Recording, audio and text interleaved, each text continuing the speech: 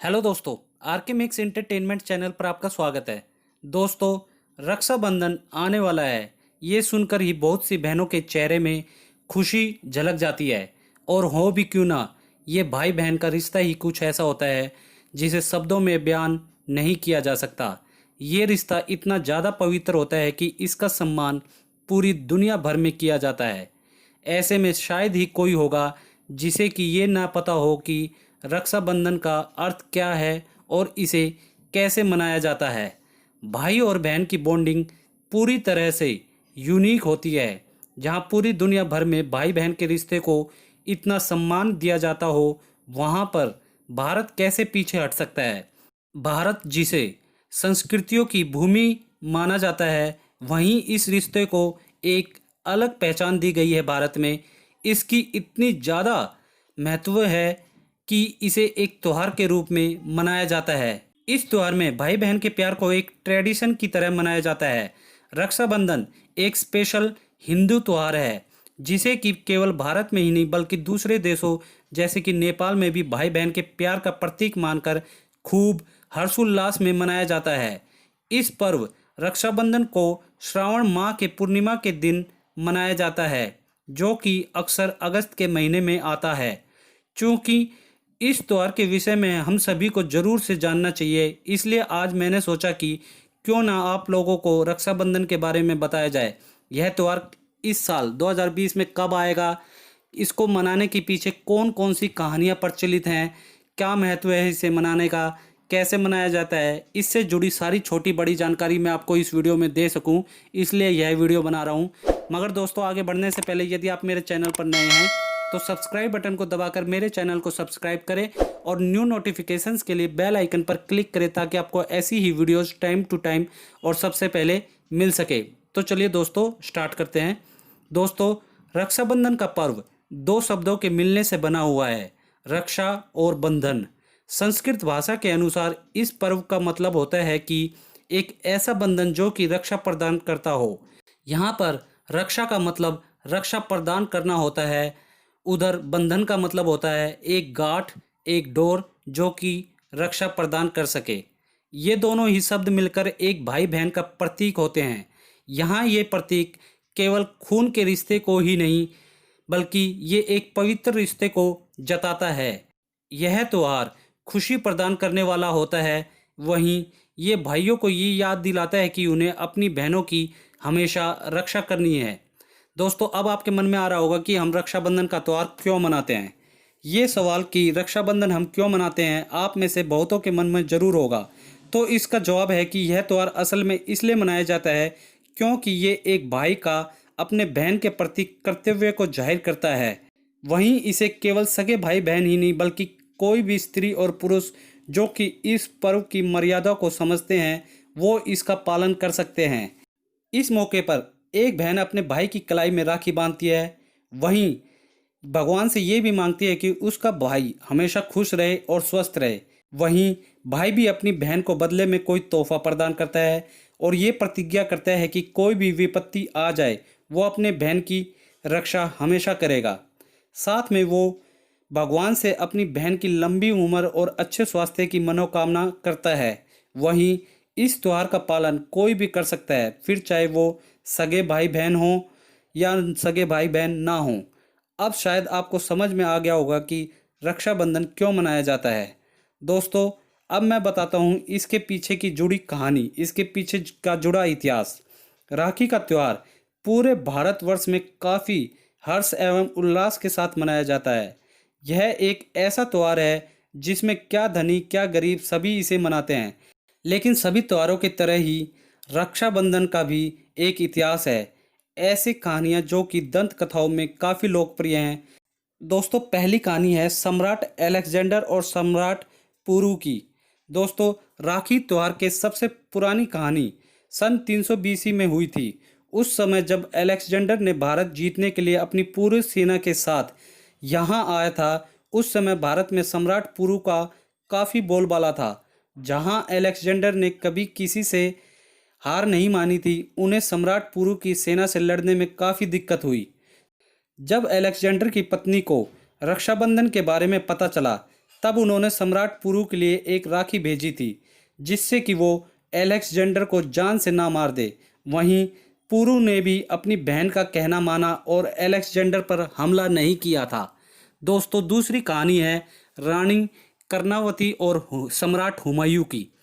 रानी कर्णावती और सम्राट हुमायूं की कहानी का कुछ अलग ही महत्व है। ये उस समय की बात है जब राजपूतों को मुसलमान राजाओं से युद्ध करना पड़ रहा था। अपनी राज्य को बचाने के लिए राखी उस समय भी प्रचलित थी जिसमें भाई अपने बहनों की रक्षा करता है। उस समय चित्तौड़ की रानी कर्णावती हुआ करती थी। वो एक विधवा रानी थी और ऐसे में गुजरात के सुल्तान बहादुर शाह ने उन पर हमला कर दिया। ऐसे में रानी अपने राज्य को बचा सकने में असमर्थ होने लगी। ऐसे में उन्होंने एक राखी सम्राट हुमायूं को भेजी उनको अपनी रक्षा करने के लिए, और हुमायूं ने भी अपनी बहन की रक्षा के हेतु अपनी एक सेना की टुकड़ी चित्तौड़ भेज दी, जिसके बाद बहादुर शाह की सेना को पीछे हटना पड़ा था। दोस्तों, तीसरी कहानी प्रचलित है इंद्रदेव की कहानी। दोस्तों, भविष्य पुराण में ये लिखा हुआ है जब असुरों के राजा बाली ने देवताओं के ऊपर आक्रमण किया था तब देवताओं के राजा इंद्र को काफी क्षति पहुंची थी। इस अवस्था को देखकर इंद्र की पत्नी सची से रहा नहीं गया और वो विष्णु जी के करीब गई इसका समाधान प्राप्त करने के लिए। तब प्रभु विष्णु ने एक धागा सची को प्रदान किया और कहा कि वो इस धागे को जाकर अपने पति की कलाई पर बांध दे, और जब उन्होंने ऐसा किया तब इंद्र के हाथों राजा बलि की पराजय हुई। इसलिए पुराने समय में युद्ध में जाने से पूर्व राजा और उनके सैनिकों के हाथों में उनकी पत्नी और बहनें राखी बांधा करती थी जिससे कि वो सकुशल घर जीत कर लौट सकें। दोस्तों, इसमें पत्नी अपने पति को तो राखी नहीं बांध सकती, लेकिन ये एक ऐसी मान्यता है कि धागा बांधना अपनी पति की रक्षा करने के बराबर ही है। दोस्तों, चौथी कहानी थी माता लक्ष्मी और राजा बलि की कहानी। असुर सम्राट बलि एक बहुत बड़ा भक्त था भगवान विष्णु का। बलि की इतनी ज़्यादा भक्ति से प्रसन्न होकर विष्णु जी ने बलि के राज्य की रक्षा स्वयं करनी शुरू कर दी। ऐसे में माता लक्ष्मी जी इस चीज़ से परेशान होने लगी क्योंकि विष्णु जी अब वैकुंठ पर नहीं रहते थे। अब लक्ष्मी जी ने एक ब्राह्मण औरत का रूप लेकर बलि के महल में रहने लगी। वहीं बाद में उन्होंने बलि के हाथों में राखी भी बांध दी और बदले में उनसे कुछ देने को कहा। अब बलि को ये नहीं पता था कि वो औरत कोई और नहीं बल्कि माता लक्ष्मी है, इसलिए उन्होंने उसे कुछ भी मांगने का अवसर दिया। इस पर माता ने बलि से विष्णु जी को उनके साथ वापस वैकुंठ लौटने का आग्रह किया। इस पर चूंकि बलि ने पहले ही देने का वादा कर दिया था, इसलिए उन्हें भगवान विष्णु को वापस लौटाना पड़ा। इसलिए राखी को बहुत से जगहों में बलेवाहा भी कहा जाता है। पांचवी कहानी है कृष्ण और द्रौपदी की कहानी। लोगों की रक्षा करने के लिए भगवान कृष्ण को दुष्ट राजा शिशुपाल को मारना पड़ा। इस युद्ध के दौरान कृष्ण जी की अंगूठी में गहरी चोट लगी थी, जिसे देखकर द्रौपदी ने अपने वस्त्र का उपयोग कर उनके खून को बहने से रोक दिया था।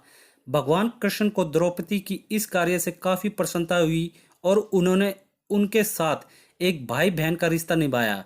वहीं उन्होंने उनसे ये वादा किया कि जब भी समय आएगा और उनको उनकी ज़रूरत होगी तो वो उनकी मदद जरूर करेंगे। बहुत वर्षों बाद जब द्रौपदी को कुरु सभा में जुए के खेल में हारना पड़ा, तब कौरवों के राजकुमार दुशासन ने द्रौपदी का चीरहरण करने लगा। इस पर कृष्ण ने द्रौपदी की रक्षा करी और उनकी लाज बचाई थी। दोस्तों, महाभारत में भी राखी का महत्व है। भगवान कृष्ण ने युधिष्ठिर को ये सलाह दी थी कि महाभारत में लड़ाई में खुद को और अपनी सेना को बचाने के लिए उन्हें राखी का जरूर उपयोग करना चाहिए युद्ध में जाने से पहले। इस पर माता कुंती ने अपनी नाती के हाथों में राखी बांधी थी, वहीं द्रौपदी ने कृष्ण के हाथों पर राखी बांधी थी। सातवीं कहानी है संतोधी माँ की कहानी। भगवान गणेश के दोनों पुत्र शुभ और लाभ इस बात को लेकर परेशान थी कि उनकी कोई बहन नहीं है, इसलिए उन्होंने अपने पिता को एक बहन लाने के लिए जिद की। इस पर नारद जी के हस्तक्षेप करने के बाध्य होकर भगवान गणेश जी को संतोषी माता को उत्पन्न करना पड़ा अपनी शक्ति का उपयोग कर। वहीं ये मौका रक्षाबंधन ही था जब दोनों भाइयों को उनकी बहन प्राप्त हुई। एक और कहानी है जो कि आठवीं कहानी है यम और यमुना की कहानी।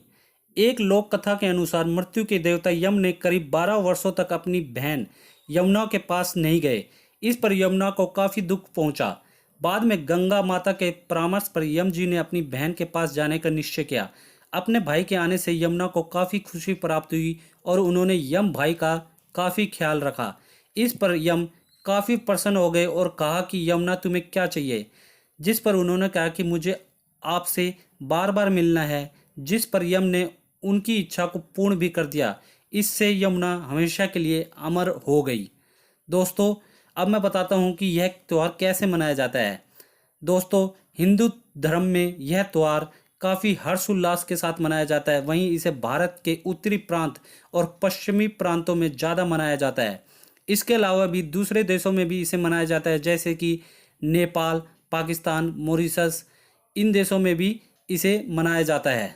दोस्तों, अब मैं बताता हूँ धर्मों में यह त्यौहार कैसे मनाया जाता है। दोस्तों, यह त्यौहार हिंदू धर्म में काफ़ी हर्षोल्लास के साथ मनाया जाता है। वहीं इसे भारत के उत्तरी प्रांत और पश्चिमी प्रांतों में ज़्यादा मनाया जाता है। इसके अलावा भी दूसरे देशों में भी इसे मनाया जाता है, जैसे कि नेपाल, पाकिस्तान, मॉरिशस, ऐसे सारे देशों में इसे काफ़ी देशों में इसे मनाया जाता है।